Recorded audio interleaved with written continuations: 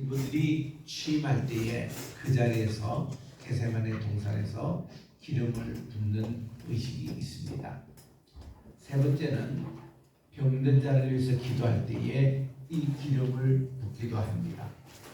올리브 이 오일은 치유의 능력이 있어서 이런 다양한 각도로 이렇게 사용이 돼서 의학용으로도 사용하고 식용으로도 사용하고 예배용으로도 사용하는 것이 이 거룩한 기름이기 때문에 그렇습니다. 그래서 이거를 짜는 올리브 기름을 짜는 틀을 아람말로 겟 쉐마네, 겟이라는 게 틀이라는 뜻이고 쉐마네는 게 기름이라는 그런 뜻이거든요. 그래서 이제 이 동산에 예수님은 예루살렘 오실 때마다 여기서 제자들을 가르치시고 여기서 제자들과 함께 수련을 하시고 여기서 주님은 기도를 하신 것이 바로 이 장소입니다. 그리고 먹고 자고 하시는 그거는 그 바로 뒤에 있는 베단이라는 마을 거기서 이제 주님이 진입을 하신 겁니다. 근데 예수님께서 이제 그 마지막 이 겟세마네 교회 또 겟세마네 신학교라고 할 수 있는 이 동산에서 제자들과 함께 키두시하는 시간입니다. 이게 라스트 키두시예요.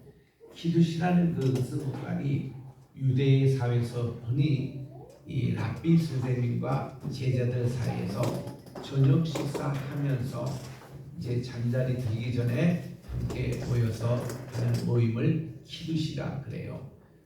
키두시는 카도시 이렇게 성결하다 이 용어에서 나왔습니다. 그래서 이것은 키두시는 이제 성결의 시간이에요. 우리 대제사장의 두 권에 보면은 카도시 라도네라고 적혀 있는데 Holiness to the Lord 이 주님께 이 성결 이것을 항상 써져 있어서 레위기 19장 2절의 말씀대로 I am holy and thou shalt be holy 이렇게 하나님께서는 내가 거룩하니 너희도 거룩하라. 하나님께서 우리에게 제일 강조하시는 것이 하나님의 거룩성을 우리가 배우는 이 거룩성을 우리 주님이 명한 대로 이스라엘 백성들은 참 이 거룩을 굉장히 중요하게 여깁니다. 그래서 이 키두시 이 모임이 거룩해 하는 그런 모임인 거예요. 그래서 우리 겟세마네 신학교의 우리 심볼이라고 할 수 있는 우리도 이 카도시 회복, 거룩성의 회복이 굉장히 우리에게는 중요한 주제가 되고 있고 오늘 우리 주님께서 하신 대로 세수대야에 물을 가져다가 제자들의 발을 하나씩 다 씻기시는 거예요. 그래서 제자들이 참 거북스러웠습니다.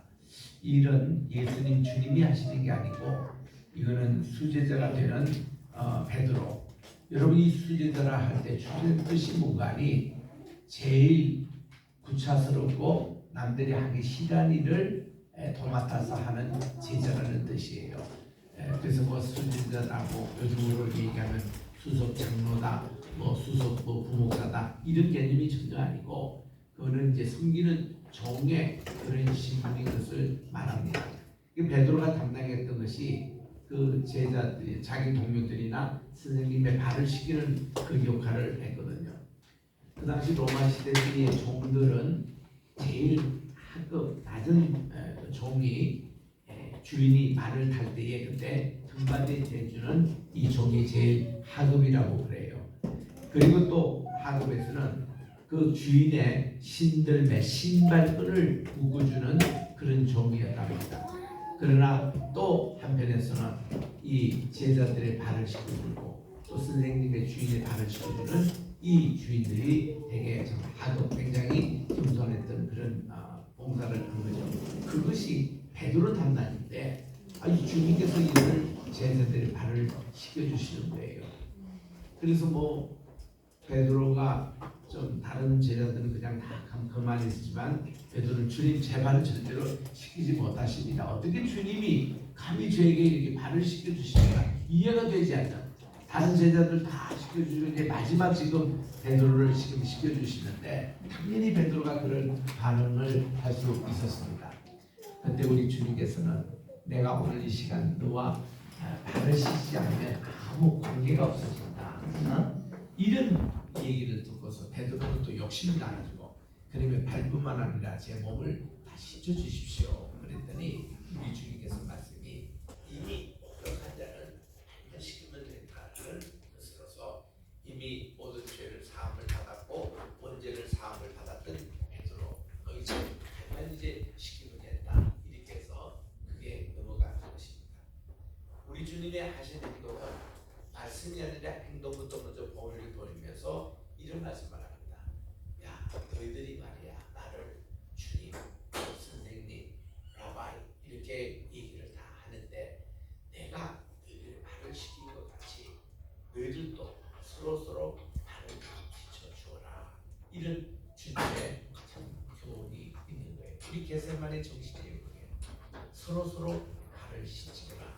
따라합시다. 서로 발을 씻겨라. 발을 씻겨라. 이 말에서 나온 것이 디컨이라는 말이 나옵니다. 디라는 것은 서로, 혼이라는 것은 씻겨주다. 그래서 우리 집사님 할 때에 디컨 할 때에 그 디컨이 서로 발을 씻겨주는 그런 직분이 집사의 직분이 된 것이고, 그리고는 여기 이제 서로라는 이 말이 우리 요한복음에 많이 나오고 우리 성경에도 이것이 참 많이 나오는 용어입니다. 예를 들면 우리 하나님이 사람을 창조하실 때에 돕는 배우로 창조했다고 그랬지 않습니까? 하문에도 보면은 여기께 쓰고 이렇게 쓰면 사람 인자라는 겁니다. 이가 하나 무너지면 이 핵이 넘어져요. 서로 돕는 배필이에요. 그냥 일방적으로 여자가 남자만 돕는 그런 배필로 지으신 게 아니라 이게 이제 그 히브리 말로 하면 돕는 남편은 에세르라고 그러고, 그리고 서로라는 말이 크네그도라는 말이에요. 여러분 손을 가지고 이렇게 한번 쳐보십시다. 시작. 요게 바로 크네그도예요. 이 히브리 말. 이게 뭔가니 두 손이 딱 맞으셔서 소리가 나듯이 서로 이렇게 도와라는 거예요. 남자는 여자를, 남자를, 남편은 아내를, 남편을. 요게 이제 최초로 우리 주님께서 보여주신 서로 돕는 배필. 이걸 이제 창조해 주셨고, 인생을 그렇게 창조해 주셨고, 남자와 여자의 기능을 그렇게 창조해 주시듯이 우리도 하나님이 우리에게 도움이 되신다. 에세르는 말이 구약에서 모두 19번이나 더 나옵니다. 근데 요 한마디 에세르 크네그도만 빼놓고는 나머지 에세르 할 때 전부 다 하나님이 우리 인간을 도와주시는 그런 이제 모습이에요.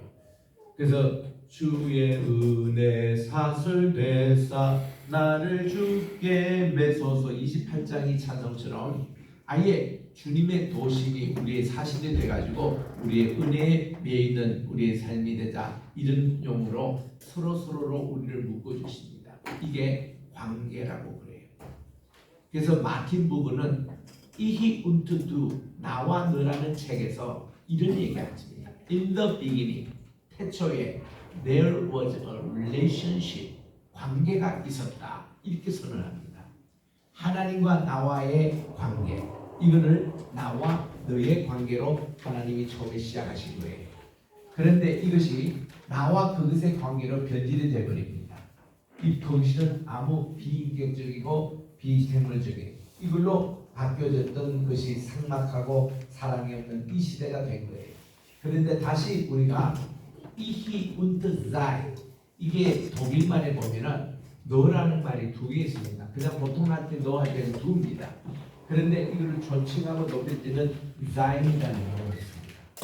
그래서 우리는 이히 운트 두의 그런 돕는 베풀의 그 상태에서 우리는 이히 운트 에스, 우리는 아무 관계, 서로 관계없는 그런 관계로 있다가 우리는 다시 하나님과 우리의 관계를 이히 운트 자이, 하나님과 우리 사이에 당신, 그분, 존귀한 이 관계로 회복하는 것이 예배고, 이게 우리의 진정한 삶이라는 것이죠. 그래서 태초에 관계가 있었다.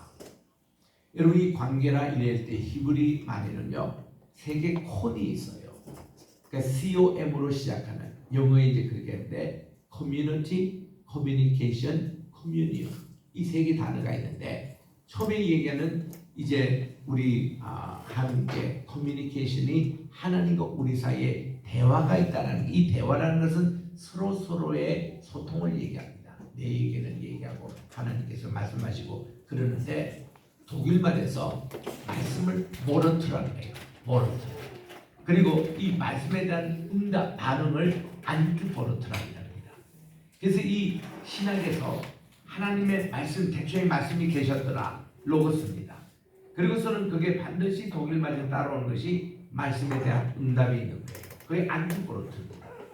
오늘도 우리가 다 주일날 각자 교회에서 예배를 드렸습니다.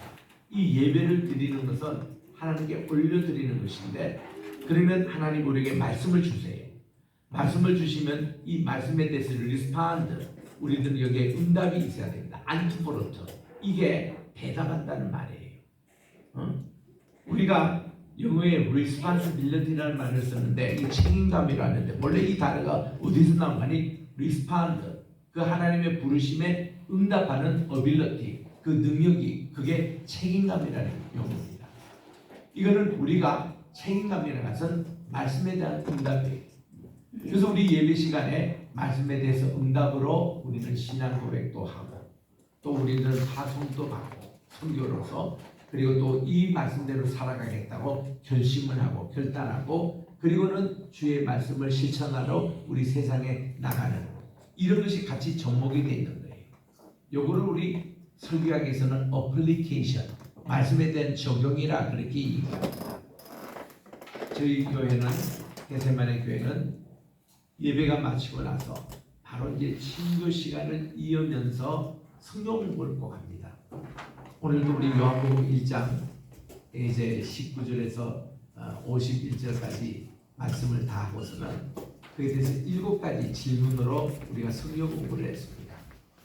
첫째로, 우리 처음 예수님의 제자가 됐던 두 제자는 누구의 제자였느냐, 이런 질문부터, 또 베드로와 안드레와 빌립이 얻는 공통점이 무엇이냐, 이들이 베세다의 마을 출신이라는 것이 공통점이죠. 그 베세다 그 고을, 거기서 오병이어 예수님께서 기적을 행하신 것이죠. 그걸 구약에 좀 넘어가면은 압살롬이 자기 형을 살해하고 나서 이 베세다 여기 와서 3년을 지냈습니다.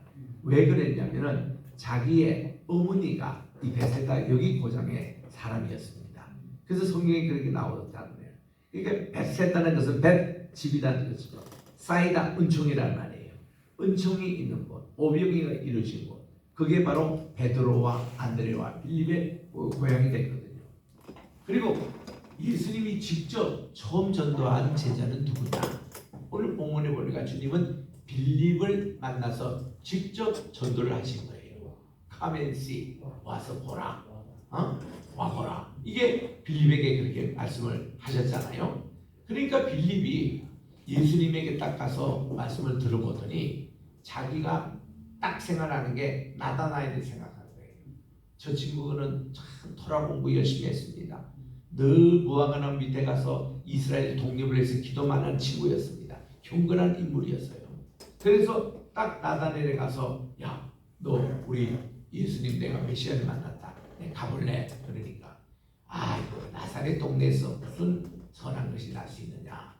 왜냐하면 이 나사렛 동네는 옛날에 다 귀양 같은 곳이거든요. 그래서는 나사렛 동네는 그렇게 소문이 좋지 않습니다. 그리고 자기가 그 바로 옆에 가나, 우리 예수님이 첫 번 기적을 했던 거기 고향이거든요. 거기 가보면은 이분의 다른 복음서에서는 바돌로메라고 나옵니다. 나다나엘이. 여러분들 발음할 때 말이죠. 나 다니엘로 하지 마세요. 나 다나엘입니다. 따라합시다. 나다나엘. 이게 한번 자꾸 나다나엘 이렇게 하면은 교정하는 사람도 지금 나다나엘로 자꾸 나 다니엘이 아니에요. 나다나엘이고, 그거를 다른 헬라 말로는 이게 바돌로메 하는 그 제자예요. 그분이 제자가 이게 가나 출신이거든요. 그러니까 나사렛이라는 동네 너무나 잘 알아요. 거기 무슨 선한 것이 날 수 있느냐. 우리가 그 당시만 해도 북방 전통과 남방 전통이 나눠져 있어서, 북방 하면은 주로 가난하고 또 소외되고 병들고 이런 어려운 사람들이 사는 곳이라고 인식이 그렇게 돼 있을 때입니다. 남방하면은 예루살렘 중심으로 돈도 있고 권세도 있고 모든 것을 가지고 사는 그런 동네로 이렇게 인식할 텐데, 그게 북방 그게 무슨 뭐 선한 맛이 나죠. 자기가 그 고향 출신이기 때문에 너무나 잘하는 거예요. 그때 예수님이 나타나셔서 나다나엘에게 그렇게 말씀하셨다. 나는 빌립이 너를 부르기 전에 너가 무화과나무 밑에서 있던 것을 보았노라. 무화과나무 밑에 있던 것은 그 당시 모든 바리새인 유대인들은 다 압니다. 그들이 나라의 독립을 위해서 기도할 때 무화과나무 밑에 가서 기도합니다. 두 번째로 토라 공부할 때에 거기서 묵상을 하고 있습니다. 우리 주님은 나다나엘의 그 모습을 멀찌감치 다 보고 계셨던 거예요. 야, 저 친구가 진짜 이스라엘 사람이구나. 저 속에는 간사함이 없다. No guile, G-U-I-L-E, 가일이라는 것이 간사함이 있다는 게 뭔가니?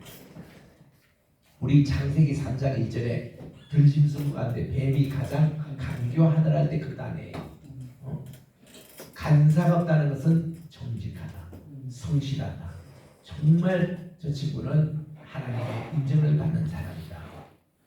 미국 사람들이 그 사람을 칭찬하고 그 사람을 이렇게 띄우고 그 사람에 대해서 소개할 때 가장 쓰는 용어가 Man of Integrity라는 말을 씁니다.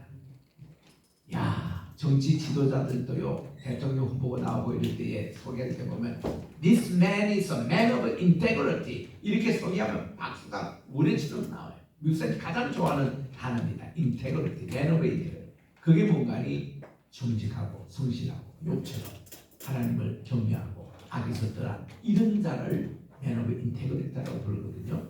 그러니까 이 나다나엘이 그런 인물이었다고 주님께서 칭찬을 해주십니다. 그때 나다나엘이 예수님을 보고 하나님의 아들이십니다. 최초로 이제 고백하는 거예요. 그것뿐만 아니라 이스라엘의 임금입니다. 여러분, 이게 요한복음에 나타난 제자들이 예수님께 신앙 고백하는 거 잘 한번 검토해 보시길 바랍니다. 베드로를 혼나 주는 그리스도에서 살아계신 하나님 아들이시나, 그 용어가 어디 또 나왔냐면은 요한복음 6장 69절에 너희들도 나를 떠나느냐 할 때 베드로가 영생의 말씀이 여기 계시니 우리가 네게로 가오니까 그 말씀하면서 베드로가 예수님에 대한 신앙 고백을 합니다. 네? 그리고 주님은 마르다에게 말때 내가 바로 부활이요 생명이니 나를 믿는 자는 죽어도 살겠고 살아서 나를 믿는 자는 영원히 죽지 아니하리라. 내가 예수를 믿냐 할 때 마르다가 그렇다고 고백합니다.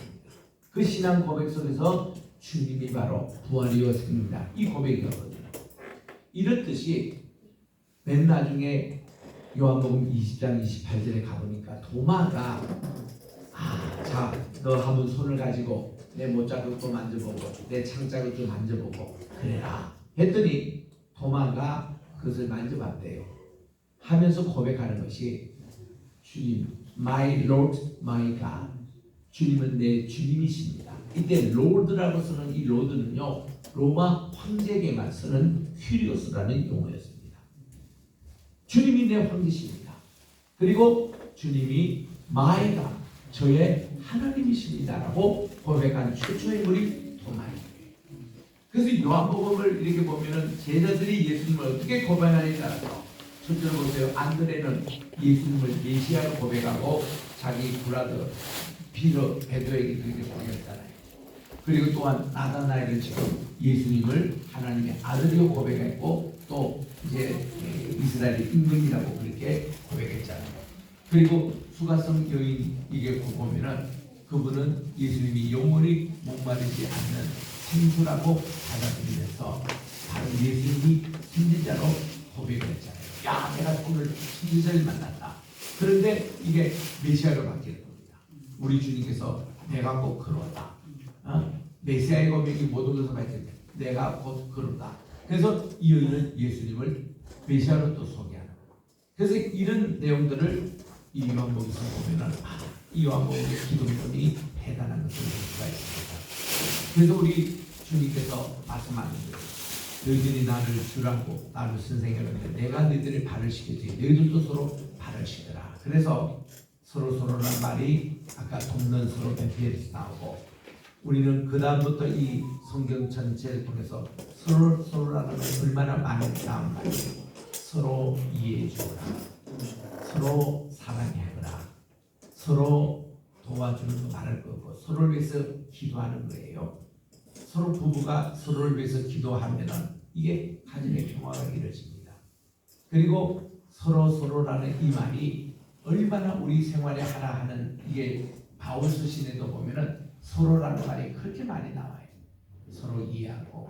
그래서 이게 커뮤니케이션, 서로 교통이 되고, 이게 커뮤니티, 이렇게 서로 함으로 한 마음을 형성하는 거예요. 이게 공동체라는 것이고, 그리고 커뮤니언, 예수님과 나와 우리가 하나 될 수 있는 것이 주님의 떡과 잔을 함께 받으면서 이런 공동체가 이루어지고, 이런 커뮤니언이 이루어지는 이런 것이 우리 오늘 OT와 MT의 주제라고 할 수가 있습니다. 그래서 우리는 오늘도 주님께서 주신 세 계명, 너희들은 서로 사랑하거라, 내가 너희를 사랑하같이 너희들도 서로 사랑하라 할 때에 우리는 언제나 내가 이거를 받기보다는 내가 먼저 주는 이 사랑이 참 중요합니다. 아멘. 그래서 프랜시스는 평화의 기도라는 그 찬양가에서 이렇게 합니다.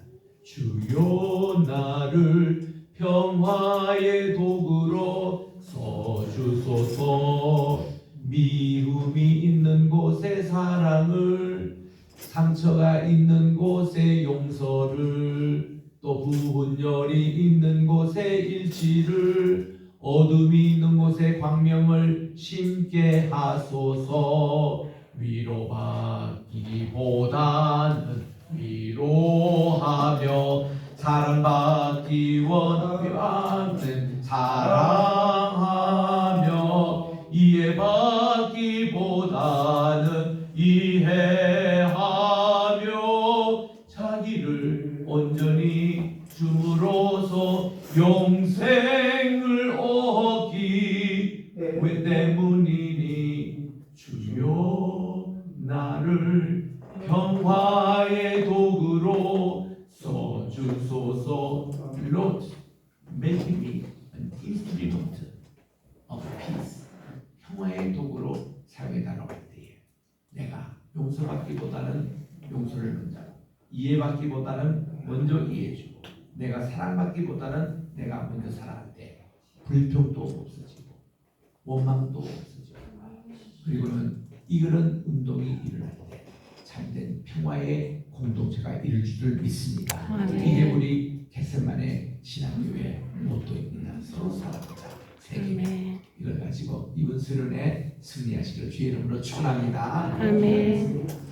하나님 아버지 감사합니다. 오늘도 우리 주님께서 정말 친히 제자들의 발을 먼저 씻어주시고, 또 이렇게 우리가 서로 우리 씻으라고 이렇게 당부하신 이 말씀, 우리 겟세마네 신학교의 교훈으로 삼고 있습니다. 하나님, 우리에게도 이런 사랑의 실천이 이 수련을 통해서 일어나게 도와주시고, 우리가 서로를 위해서 기도하고 서로를 위해서 사랑하고, 내가 저분을 위해서 뭔가 도와야 되겠다, 또 뭔가 이렇게 해야 되겠다, 이런 하나하나 마음들이 모여가지고 평화의 공동체, 사랑의 공동체, 희망의 공동체, 믿음의 공동체를 이루어갈 수 있는 이번 수련 기간이 되게 도와주시옵기만을 예수님의 이름으로 기도합니다. 아멘.